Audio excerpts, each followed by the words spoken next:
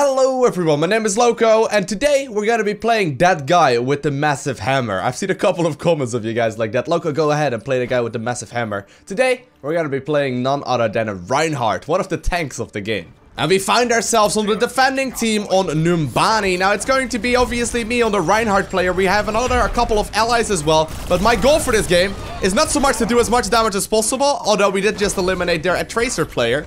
But it's mostly to keep the team alive. That is why we got this massive shield. That is why we are, in this game at all. We're not here to do the damage. And while we can do quite a significant amount, it's all about me trying to pin them to a wall and slapping down with my hammer. It's not always about that. It's actually about me, keeping the team alive. So, since I got a hammer, I don't really have a ranged attack. I don't really have anything that can use at a long range. But I have a couple of ways to close the distance. First and foremost, I also have this E ability, but it's really about that shift. That shift that you've seen me use a couple times already basically charges forward, pins someone if it hits them, and it does a ton of damage, actually one-shotting everyone that isn't a tank. So here we go, we're gonna try and see if we can pin her! Boom! Immediately getting their Widowmaker down. I'm extremely low in health myself. I do actually end up falling right there. I think there was the toxic grenade right there from the Widowmaker player. Yeah, she actually put it on the ground right where she was standing right there. So that does a little bit of damage even after her death. But it's all good, it's all good. Gotta go through the portal right here from Zenyatta. Or from Symmetra rather. I'm getting back into the battle a little bit faster. Now obviously, if I can, for example, stand right here in front of an ally, I will be able to shoot a ton of damage from them. I will be able to keep them alive for much longer than a lot of the other heroes can. And one thing to keep in mind though, is that it doesn't shield me actually from anywhere behind, or but in front of me. If they come from behind, I will still go down just fine. Now, I do have my ultimate available. Ultimate is actually very good. Basically, what it does, it throws enemies on the ground, actually in a circle around me. It's very powerful if used correctly. Oop. So I'm gonna try and use it right now. Gonna use my shift to get forward, and then use my Q immediately afterwards, doing a lot of damage and actually even eliminating their Reinhardt. Now, keep in mind, in the middle of the screen, you can also see how much there is still available of this shield. It's currently 1600 HP, which is about, if you're counting Tracers. Tracer has 150 life of her own, which is very little. Oh, I thought it was actually healing low over here. But there's a lot of sustain that we get right there. But once it's down, once it's at 0, my shield breaks and I will not be able to sustain myself. So it's not like it's a permanent shield at all. It does recharge very quickly. You can see that to the right of my own health bar. You can see exactly how much still is remaining.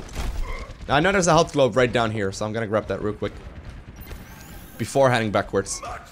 So if you manage to catch someone while you're running towards them, they will almost guaranteed go down, especially if you hit them a couple more times. So once again, activating the ability. You can, by the way, steer that. So after using it, you will not be able to keep them up any longer.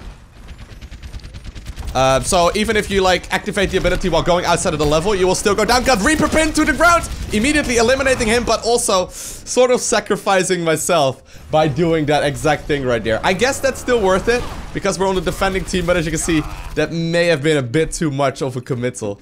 Oh snap! I actually hope that the teleporter would still be up. But we have 30 seconds remaining, and it looks like we're defending just fine. Now, one way you actually activate the shift as well is to make sure that you cross the distance a little bit faster, get back into the battle a little quicker. But this is looking very, very nice for us so far.